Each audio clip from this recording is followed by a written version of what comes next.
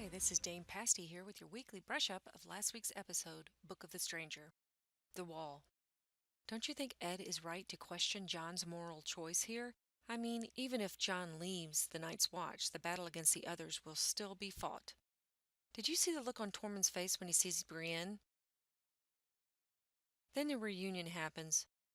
I was wrong, and I have never been so thrilled to be wrong about anything in my entire life. I had honest-to-goodness tears watching John and Sansa hug.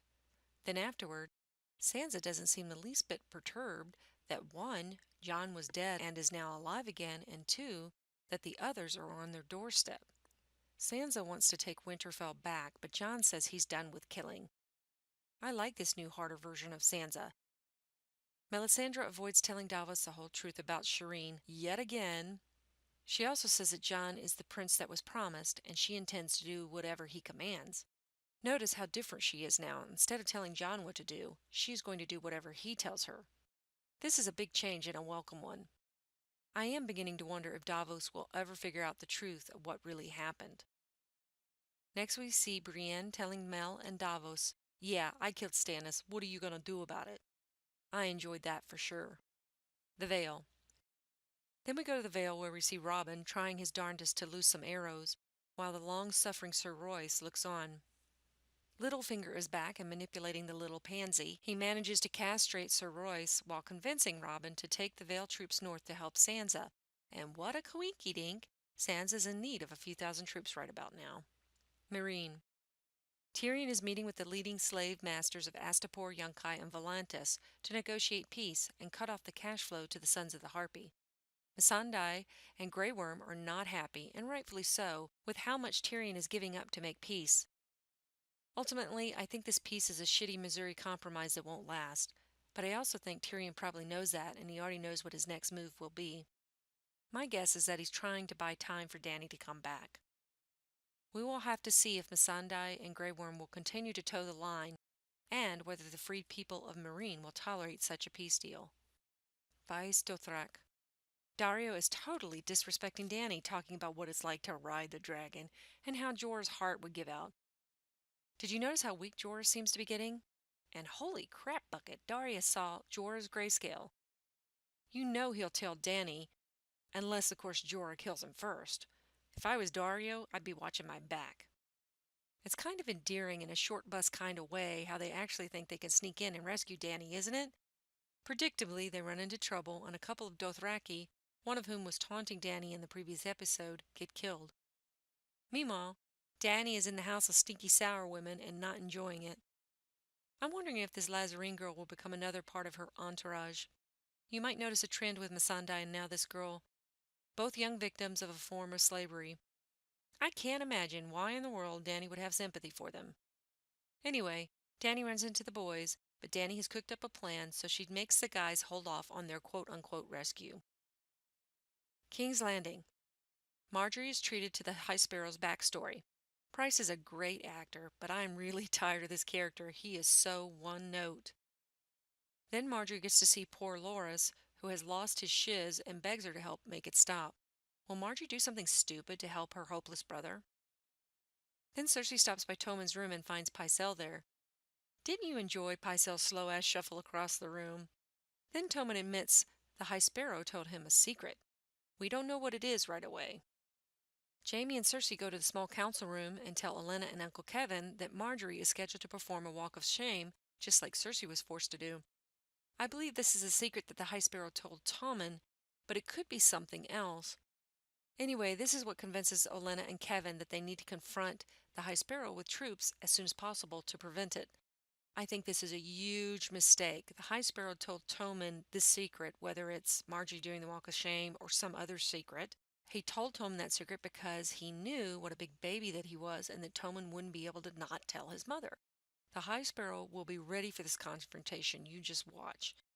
My bet is that he hopes to get the common people to rise up once they see the crown forcing their will on the church. Or my other bet is that the secret is something the High Sparrow knew would trigger Cersei, and Cersei is trying to play the Tyrells somehow. But I guess we'll end up seeing. Iron Islands. So poor Theon arrives home to a tongue lashing from his big sis Yara. Did you notice how this whole scene was shot like his original Homecoming, where his father confronted him and pushed him to betray the Starks? Except this time, he's not the arrogant, fancy pants young lord, but a broken, dirty, impenitent man.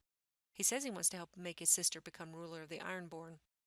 Finally, Theon is getting it right because Yara was always more competent and suited to ruling the Iron Islands than he was.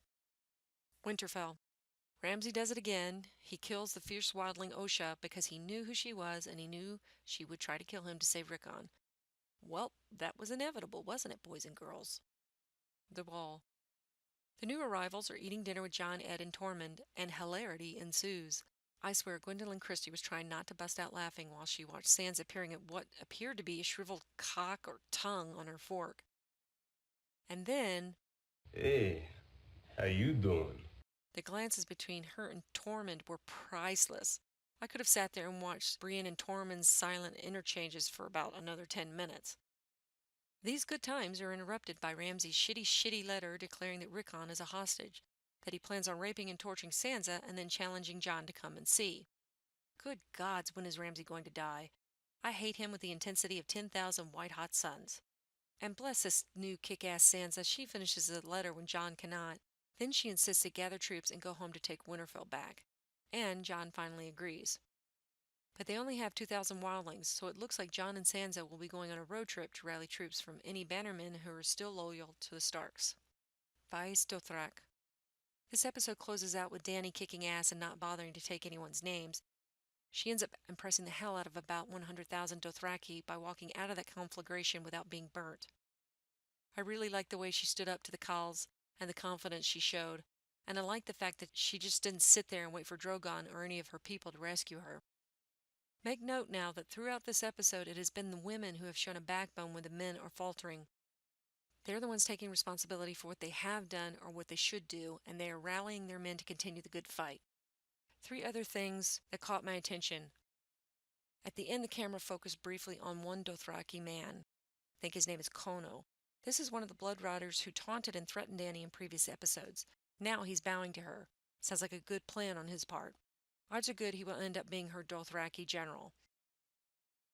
Did you notice Dario's expression when Dany was standing in the flames? He clearly did not realize just how powerful his queen was until that moment. And take a close look at his face when he bows. I could swear that his lips are moving and he is praying. Meanwhile, Jorah can't stop looking at her. Dany's coming out of the fire is a rebirth of sorts, and it mirrors Jon's resurrection because the showrunners characterized Jon's resurrection as a rebirth. They told Kit Harington that he needed to express fear, the kind of fear an infant expresses when they go from a quiet, dark, and comforting place into the bright and cold and noisy world. In summation, another good episode, and the time flew by for me. I have to say, this season is not wasting any time whatsoever, and I am very much enjoying the ride. I don't have any spoilers or speculation this week, but I did do a written post analyzing the name of the episode, Book of the Stranger, and how it applied to the various storylines. So if you want to get all geeky and esoteric with me, check out the post entitled The Stranger's Journey at watchersonthewall.com. See you next week.